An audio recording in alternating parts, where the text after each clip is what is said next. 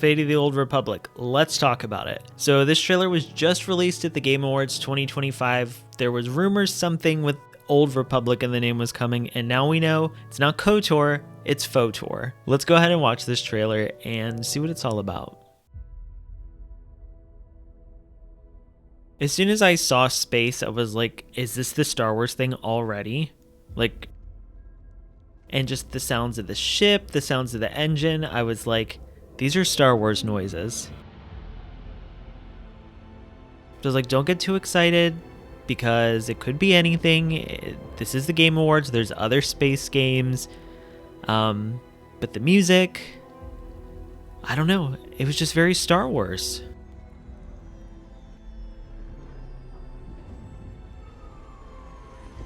Obviously, this is just a teaser trailer, so there's not a ton that we can learn from it. But like I said, the music, I was like, this is Star Wars, clearly. So we've got these three characters on this rocky planet going to the wreck of something. Imagine if it's like the Star Forge or something crazy like that. Because I imagine this will have some sort of tie to Knights of the Old Republic. They get to this vault that has power.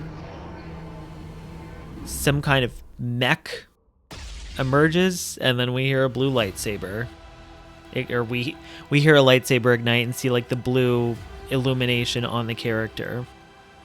So, Fate of the Old Republic, fate is in your hands. There's not a lot to go off of, but it's very interesting. Like I said, the Acolyte kind of did the end of the High Republic era. Fate of the Old Republic feels like it's going to be the end of the Old Republic era. It's a new role-playing game from Arcanaut Studios and Lucasfilm Games, telling a all-new story helmed by accomplished game director Casey Hudson, who also was the director on Knights of the Old Republic. In Star Wars Fate of the Old Republic, step into the role of a Force user on a journey through a galaxy on the edge of rebirth at the end of the Old Republic. Blending innovative storytelling, memorable characters, and heart-pounding combat, Fate of the Old Republic will immerse you in an unforgettable experience where every decision deepens your journey toward the light or the darkness. One of the things I love about Knights of the Old Republic is that the decisions you make lead toward where your ending goes. You can make decisions that will lean you more towards the light or more towards the dark.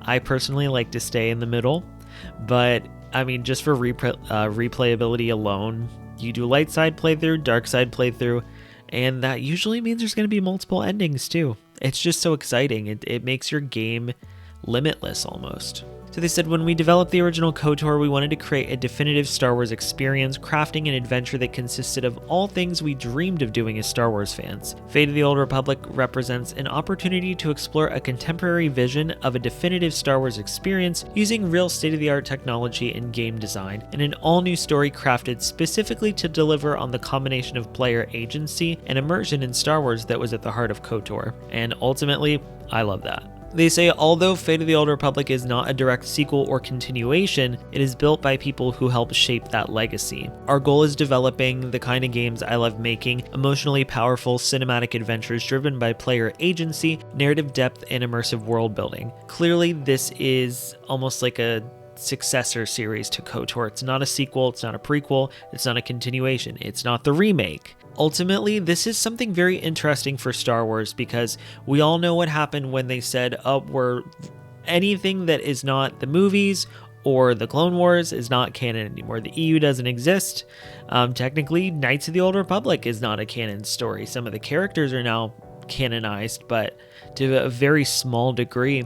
So the fact that they're coming out with this new game where, yes, there probably is going to be a quote-unquote canon story playthrough, but the fact that there's going to be different options, that it's player driven, and that you've got this player agency, it just makes it so exciting because that's something that we haven't gotten in a long time from Star Wars games, probably since Knights of the Old Republic if you really think about it. It really adds to the replayability of the games, which is something I really love, just getting to re-experience everything. But the fact that it's going to be new, you can completely change the outcome, that's what's probably most exciting. And in fact, we're going to the Old Republic finally. They put it on that timeline for a reason, and for the longest time we had no idea why.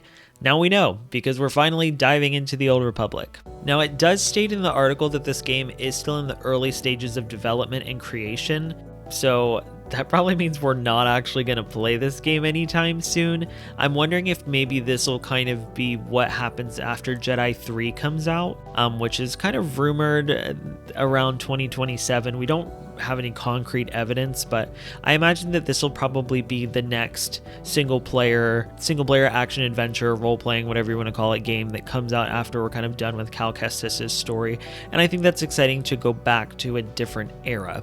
And then it says right here, although the team is mum on the details of the story they're planning, Fate of the Old Republic will introduce new characters for an all-new story. We're still early in development with many challenges ahead. I'm grateful to have enjoyed the support of KOTOR fans for many years, and I look forward to embarking upon this journey together, sharing more of what we're doing as soon as we can. So yeah, I don't expect to see this game anytime soon, but it's just exciting, and what they're bringing is that we're getting a new game with infinite stories to tell, and within a era we haven't really explored much of at all. I mean, yes, we have Knights of the Old Republic, Knights of the Old Republic 2, we have the Old Republic MMO. So I mean, yes, we've explored some of this era, but we haven't explored it, I'd say, in recent media. And this is going to be a brand new game. It's just really exciting. And the elephant in the room, there's lots of mentions of KOTOR. There's been a mess on what's going on, if there's ever going to be a Knights of the Old Republic remake. Part of me feels like at this point it's kind of shelved, especially because they're going this route and doing a whole new game in the vein of KOTOR, which kind of celebrates it, and like I said before, is like a successor to KOTOR. So I don't really think we're gonna get that Knights of the Old Republic remake. I mean, who knows? Maybe if this game does really well and people are itching for more Old Republic, then they'll be like, all right, let's try to do, the KOTOR remake again. But the fact that we're getting a new game set within the Old Republic era, I don't necessarily think I need the KOTOR remake as much as I thought I did, because I still love playing both KOTOR 1 and KOTOR 2. Yes, the combat system is outdated, yes, the graphics are outdated, but the story is still so good, and getting to spend more time in that era and playing a new story is almost a little bit more exciting than revisiting the old.